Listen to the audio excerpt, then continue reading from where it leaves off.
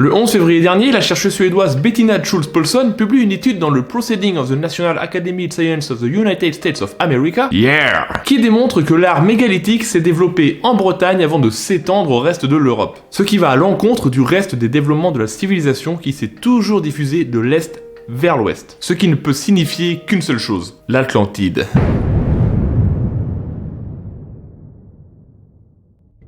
Bon, je déconne, évidemment, et je vais profiter de ma super blague pour rectifier 2-3 trucs qui m'énervent que j'ai pu voir dans certaines vidéos YouTube à grand succès. Donc déjà, on oublie les Celtes, eux, ils n'ont rien à voir avec cette histoire. Je reprends vraiment les bases parce que ça m'énerve d'entendre n'importe quoi. Et les mecs qui ont mis les menhirs n'étaient pas des hommes des cavernes en peau de bête et gourdin avec l'arcade sourcilière bien avancée, qui ressemblent plus aux Néandertaliens qu'aux Sapiens. Même si un peu moins de 4% de notre génome actuel nous vient des Néandertals, puisque Sapiens s'est mélangé avec eux lorsqu'ils sont arrivés en Europe. Mais c'est pas le sujet, petite parenthèse. Et non, pas besoin d'extraterrestres ou d'Atlante pour développer l'art mégalithique. Aujourd'hui, on est capable de poser une sonde sur une comète et un robot se balade en faisant des tests quasiment tout seul sur Mars. Donc proportionnellement, les mégalithes ou les pyramides, ce n'est pas plus improbable. Et si, on sait pas mal de choses grâce au travail des archéologues et des historiens depuis des décennies. Ils ne se sont pas simplement contentés de regarder ces monuments pour se dire rien compris, je passe à autre chose. Non, voilà, soyez curieux, mais attention à ceux qui racontent n'importe quoi pour le sensationnel et les vues. Bon, si tout ça est clair, on peut y aller sérieusement. Alors pour remonter assez loin, il y a le Paléolithique, qui commence il y a environ 3,3 millions d'années. Et c'est le plus loin que je puisse remonter sur ma chaîne, désolé, je ne parlerai pas des dinosaures en Bretagne. Pour s'achever il y a environ 11 500 ans, avec la fin de la dernière ère glaciaire. Voilà, on y retrouve toute l'évolution du genre Homo pour ne laisser plus que Sapiens à la fin de l'ère glaciaire, qui voit un monde nouveau avec la disparition des grands mammifères comme le mammouth, et qui laisse la place au Mésolithique. Cette période démarre au Proche-Orient pour s'étendre progressivement en Europe et voit l'apparition de l'agriculture et de la sédentarisation due notamment au réchauffement climatique, la disparition des steppes et l'apparition de grandes forêts avec tout le gibier que l'on connaît aujourd'hui. Oui, c'est un résumé très rapide. Et nous voilà arrivés au Néolithique donc, de moins 8500 pour les débuts au Proche-Orient, moins 6500 en Europe, qui va durer jusqu'à l'âge du bronze entre moins 3000 et moins 2000. Alors pourquoi autant d'écart dans les dates de début-fin ? Tout simplement parce que ça ne s'est pas fait partout en même temps. Certaines régions avaient des siècles, voire des millénaires de décalage avec d'autres. La diffusion des connaissances était plus lente qu'aujourd'hui, ils n'avaient pas la fibre optique. Par exemple, certains groupes de chasseurs-cueilleurs du Mésolithique auraient survécu jusqu'à moins 4000 avant Jésus-Christ et auraient donc été contemporains de la civilisation des mégalithes. Oui, maintenant parlons du mégalithisme et de la civilisation des mégalithes, puisque c'est le titre de la vidéo. On entend par mégalithisme un phénomène architectural consistant à élever des monuments à base de pierres dressées, principalement pendant la période néolithique. On utilise ce terme pour différentes modes mégalithiques à travers le monde. Ainsi, il y en a en Afrique et en Indonésie, mais ils sont bien distincts de la culture mégalithique européenne qui, elle, a pour origine la Bretagne. Il y a ainsi plus de 35 000 sites mégalithiques en Europe, des îles britanniques en passant par la péninsule ibérique, la Corse et jusqu'en Ukraine et en Turquie. Les plus vieux monuments se trouvent donc en Bretagne, et il s'agit du cairn de Barnenez qui mesure 75 mètres de long et est composé de 11 dolmens à couloirs, ainsi que du tumulus Saint-Michel dans le Vantais, érigés tous les deux entre 5000 et 4400 avant notre ère, soit plus de 2100 ans avant la plus ancienne pyramide d'Égypte. D'ailleurs, le cairn de Barnenez a failli disparaître en 1955 lorsqu'un entrepreneur de travaux publics a décidé de creuser avec sa pelle pour récupérer les cailloux. Les dégâts ont été considérables, mais il a depuis été en grande partie restauré. Dans les monuments mégalithiques, on retrouve donc les cairns, qui sont des chambres funéraires faites de pierre. Les tumulus, la même fonction, mais faits de pierre et de terre.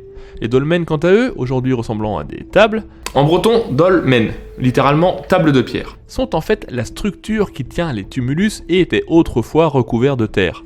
On a également les cromlechs, les cercles de pierre comme Stonehenge ou celui d'Erlanich dans le golfe du Morbihan, en partie recouverts par la mer en ce qui concerne ce dernier. Car oui, la topographie a pas mal changé depuis cette époque et le niveau de la mer a monté d'environ 5 mètres. Et en ce qui concerne les cromlechs, on ne sait pas exactement à quoi ils servaient, lieu de rassemblement culturel et religieux, d'observation astronomique et du rituel quelconque, il n'y a pas beaucoup d'indices, mais c'est probablement un peu de tout ça. D'ailleurs, le mot cromlech vient du gallois et signifie pierre plate placée en courbe. Voilà, si vous pouvez placer ça lors d'un repas, ça peut vous permettre de paraître intelligent. Enfin, non pas que vous le soyez pas, c'est pas ce que j'ai dit, mais ça peut aider à paraître plus intelligent, évidemment. Et enfin, nous avons les menhirs. Et à quoi servent les menhirs ? Eh ben ça, c'est une bonne question. Ouais. Et il existe beaucoup d'hypothèses plausibles. Des sépultures, des repérages géographiques, notamment des points d'échange et de passage pour se repérer en rapport aux différents commerces, que ce soit l'important commerce de haches, mais on va y revenir, ou la route de l'étain sur la fin du néolithique. Petite parenthèse, je rappelle que l'étain se trouvait en abondance dans les îles britanniques et en Bretagne continentale, et qu'il allait servir, fondu avec le cuivre, à créer un alliage particulièrement important qui allait changer pas mal de choses, le bronze. Oui, le bronze c'est un mélange d'étain et de cuivre. Mais revenons aux menhirs. Cessons de digresser. Il semble surtout que les alignements soient liés à l'astronomie.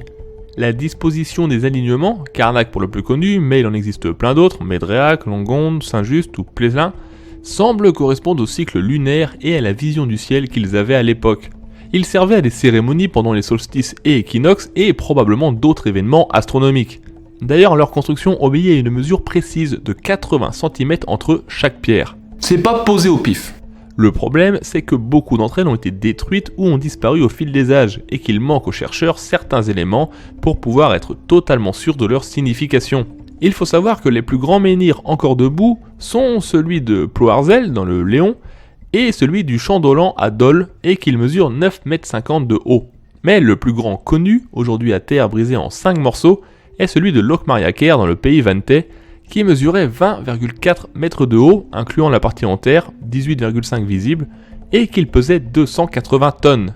Le gisement le plus près de cette pierre se trouvant à 10 km de là, ils ont donc dû l'amener par bateau, puis le faire rouler sur des rondins avant de l'élever à l'aide de cordages et de beaucoup d'hommes ou d'animaux. Cette mode mégalithique va s'arrêter petit à petit, et les derniers menhirs taillés et mis en place datent du bronze ancien entre 1800 et 1500 avant Jésus-Christ. Dans les tumulus dolmens et sur les menhirs, les archéologues ont trouvé des symboles qui, loin d'être énigmatiques, sont pour la plupart assez clairs. Ainsi, on y retrouve, gravés dans la pierre, des représentations de haches, d'arcs, de serpents, de bateaux, de soleils, d'empreintes de pieds, et des figures plus abstraites comme des signes en forme de U, qui sont aujourd'hui considérés comme étant une représentation de cornes de bovidés et de troupeaux, ces signes étant souvent regroupés. Des symboles ondulés représentent probablement la mer, ou d'autres des chevaux, et on y retrouve beaucoup de représentations de la déesse mère à travers la forme des saints. On retrouve des signes similaires avec quelques différences dans les îles britanniques et notamment en Irlande, qui a déjà un penchant assez prononcé pour les formes en spirale préfigurant une sorte d'art proto-celtique. Sur les monuments mégalithiques plus récents, les formes sont plus claires, effectuées par bouchardage, donc un martelage pour faire du relief, contrairement aux formes pictées plus anciennes. On y retrouve la déesse mère, toujours reconnaissable par rapport à sa poitrine, et qui correspond aux statues retrouvées de l'époque, et les classiques haches, bateaux, animaux avec d'autres formes sujettes à débat, mais probablement liées à la mort et au passage dans l'au-delà. Et enfin, il y a la fameuse hache charrue, que l'on retrouve à plusieurs endroits, sujet toujours à débat puisque pour certains c'est une représentation de divinité, de chars mythologiques transportant les morts. Hashtag Langkou préhistorique. Pour d'autres, une sorte de charrue du néolithique, et enfin tout simplement un cachalot. Je vous laisse juger par vous-même. N'hésitez pas à dire dans les commentaires ce que vous voyez. Oui, c'est un peu le test de Rorschach armoricain. On ignore beaucoup de choses sur cette civilisation, même si on en sait quand même pas mal des choses. Mais cette phrase n'est pas du tout correcte, et ne veut pas dire grand chose, mais vous m'avez compris. Déjà, ils étaient sédentaires, et disposaient d'une très bonne structure sociale, probablement basée sur les prêtres, comme pour les druides et les celtes après eux. Pour passer autant de temps et utiliser autant d'énergie à bâtir leurs monuments, il faut être en sécurité et avoir un minimum de confort. On a découvert plusieurs traces de camps, dont un à Quiberon qui date de cette époque. Y ont été découverts des traces de poteaux de maisons en bois, des talus érigés pour se protéger, des traces d'agriculture, d'élevage de bovins et de moutons. On plantait du blé, ensuite broyé avec des meules qui ont été trouvées et datées de cette période. Et on pratiquait encore la chasse, la pêche et la cueillette de noisettes, glands ou autres baies sauvages, ce qui ne manquait pas puisque la Bretagne à cette époque était une immense forêt. On a également découvert à Plessulien, dans les Côtes d'Armor, une zone d'1 kilomètre sur une colline qui servait d'atelier à l'industrie dominante de l'époque, celle de la hache polie, en dolérite, une roche volcanique à grains fins. L'exploitation du site, commencée vers moins 4000 et terminée vers moins 2000, permettait des exportations, d'abord un peu partout en Bretagne, et ensuite en France, en Belgique et au sud de la Grande-Bretagne. Une autre exportation de hache est connue, celle de Plevin, faite cette fois-ci en orne blandite, une roche à gros cristaux noirs qui servait plutôt à faire des haches d'apparat destinées aux chefs. La hache de luxe quoi, le haut de gamme de l'époque. Et pareil, on en retrouve un peu partout en Europe qui proviennent de cette carrière-là. Parce que un autre élément qui nous rappelle qu'on était loin des sauvages agourdins, c'est qu'ils avaient des bateaux. Bon, on était sur de la pirogue améliorée, comme l'attestent les gravures retrouvées sur des dolmens qui représentent des pirogues aux poupes et proues relevées, encore loin des gros navires des Vénètes qui feront peur à César des millénaires plus tard. Des embarcations qui ne permettaient pas d'aller en haute mer, mais de suivre les côtes et les fleuves pour pouvoir échanger facilement et diffuser la culture mégalithique. Et qui permettaient donc de pouvoir traverser plus facilement la Manche, dont je le rappelle, le niveau était plus bas. Des poteries ont également été découvertes loin de leur lieu de fabrication, ce qui ne laisse aucun doute quant au commerce et aux interactions entre les différents peuples de cette époque, et qui montre une fois de plus que la mer n'était pas un obstacle ou une frontière, mais bien une route commerciale. En ce qui concerne le religieux, on a pu voir qu'il vénérait au moins la déesse mère, symbole classique des proto-religions, et qu'il pratiquait le culte des morts et du passage vers l'au-delà, culte également commun à tous les peuples anciens. Cette société était probablement très clairement hiérarchisée, avec un pouvoir important donné aux prêtres et aux religieux, combiné à une classe dirigeante qui avait droit à leur grande sépulture. De moins 5000 à moins 2000, cette civilisation a dominé l'arc atlantique. Organisée et puissante économiquement aussi bien que militairement, l'un allant souvent avec l'autre, elle a probablement exporté sa culture mégalithique à d'autres peuples du néolithique grâce aux échanges commerciaux. Gardons tout de même à l'esprit que certains peuples ont évidemment évolué en parallèle à travers l'Europe avec leur propre culture, notamment la culture de la céramique cordée, qui est un candidat possible à l'ascendance des Celtes. Puis vient l'âge du bronze et de nouvelles manières de vivre, de nouvelles techniques, de nouveaux échanges commerciaux et humains, et avec ce changement probablement une perte de pouvoir de l'ancienne aristocratie religieuse au profit d'une nouvelle, moins axée sur ses croyances, n'ayant plus de temps et de ressources à donner à l'édification de monuments en pierre, considérés pour eux comme une mode ancienne, vieille de plusieurs milliers d'années. Entre moins 5000 et moins 2000, il se passe quand même 3000 ans. 3000 ans. Donc c'était des vieux pour eux, hein. Il n'y a pas de rupture nette, de guerre ou de grands massacres, de disparitions mystérieuses, non, aucune discontinuité, mais des changements petit à petit, des réorganisations sociales qui ont changé un peuple de l'intérieur et l'ont probablement affaibli culturellement. C'est ainsi que, sa puissance d'antan loin derrière, il se retrouvera impuissant face à l'arrivée des Celtes pendant le premier millénaire avant Jésus-Christ. Celtes minoritaires numériquement, mais qui imposeront leur culture et se mélangeront petit à petit avec ces autochtones et ces monuments bien mystérieux pour eux et leurs descendants. Avec le temps, les structures mégalithiques vont s'abîmer, s'effondrer comme à Logmariaker, et le niveau de la mer montante va probablement enfouir des secrets que nous ne découvrirons jamais. Mais c'est surtout la main de l'homme qui va participer à la destruction de ce patrimoine. Au néolithique déjà, des pierres ont été déplacées, des chambres funéraires abîmées.